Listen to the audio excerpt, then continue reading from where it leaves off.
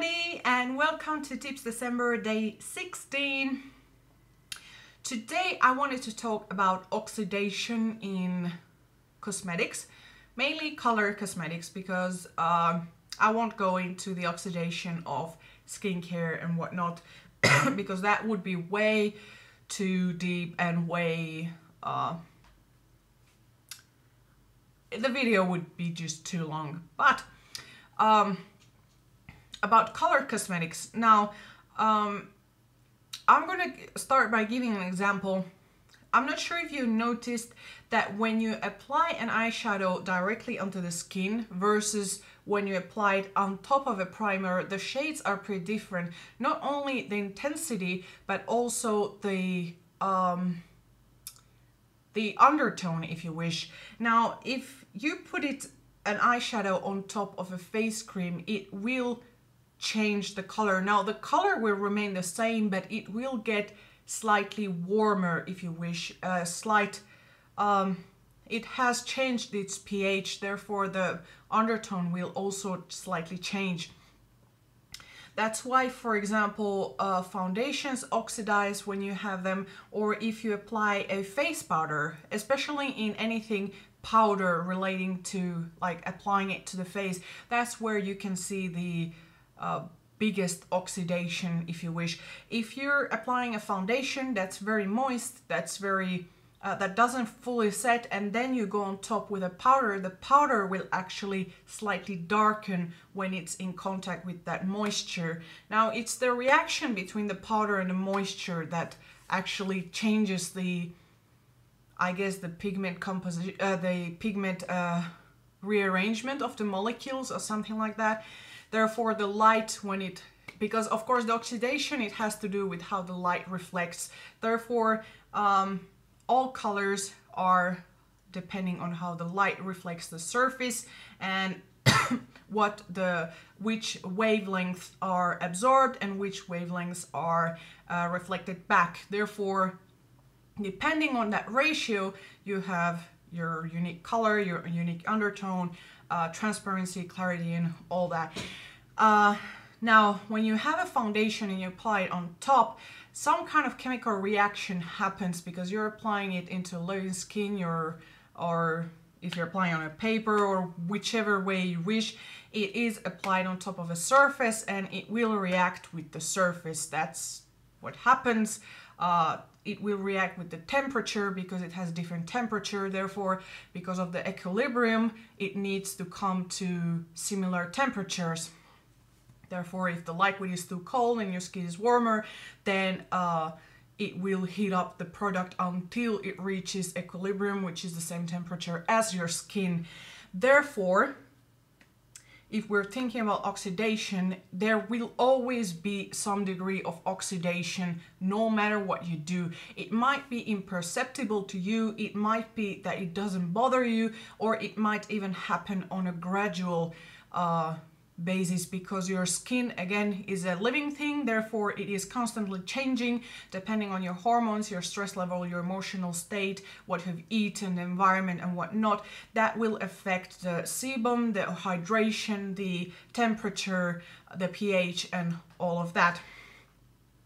Now, powders will often react more strongly because of the fact that they are a dry product applied on top of a moist thing. Now, if you apply powder on top of powder, it won't really react that badly, but if you apply powder on top of moist, then it will definitely oxidize.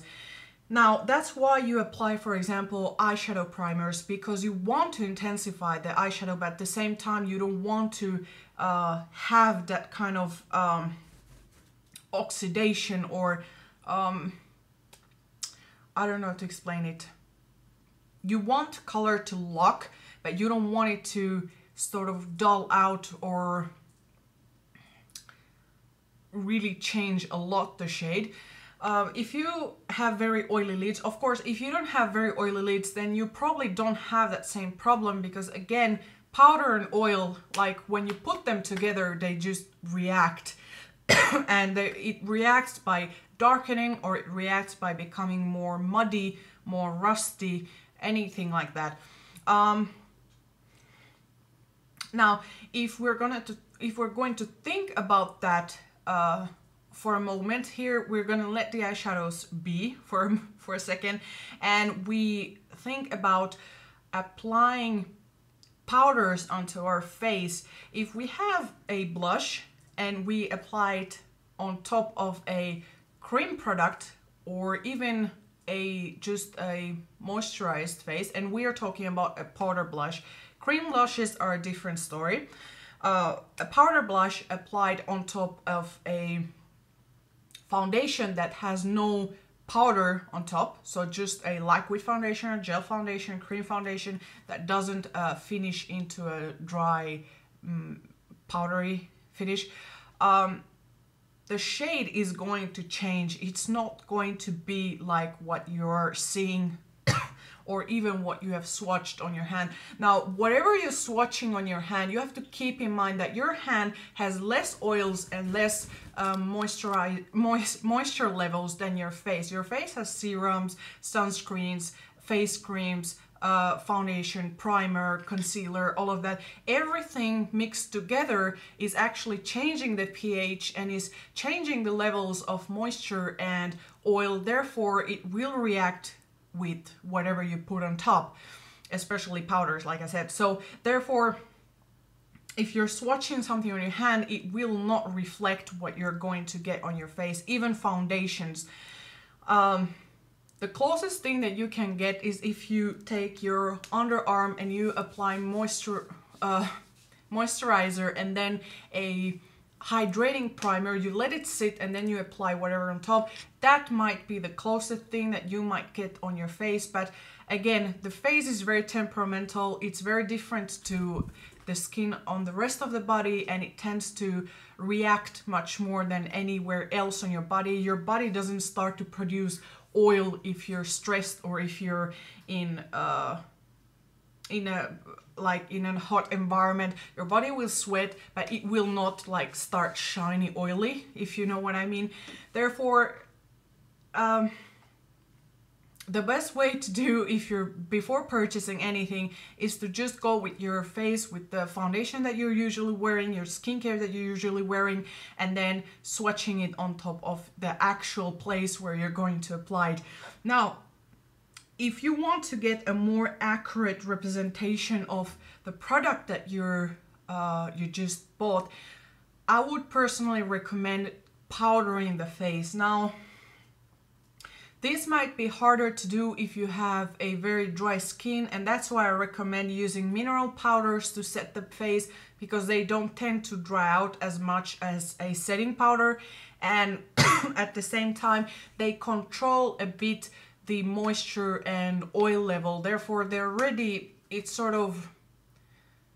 already absorbed a bit of that. So when you're going to apply a powder blush or a contour, a bronzer or a highlighter, it won't react that badly and it will stay truer to tone for a longer period of time. Now, if you can't use any powders, I would recommend using cream-based products or cream to powder products, because when you're applying them, they're in cream, but they have some kind of solvents in them that react in such way that when they're set, they have more of a powder finish, although they aren't true powders, but they have more of the look of a powder. It's not really glowy. But in all, what my point here is that everything will oxidize, that there is no way around it. It will oxidize, but there are tricks to prevent the oxidation. For example, on the face, foundations, primers can prevent oxidation. Certain types of moisturizer can prevent oxidation. If you have very oily skin, something that controls the oil will actually prevent the foundation from over oxidizing. Or simply by setting your foundation can also prevent oxidation, or using a setting spray can also prevent oxidation.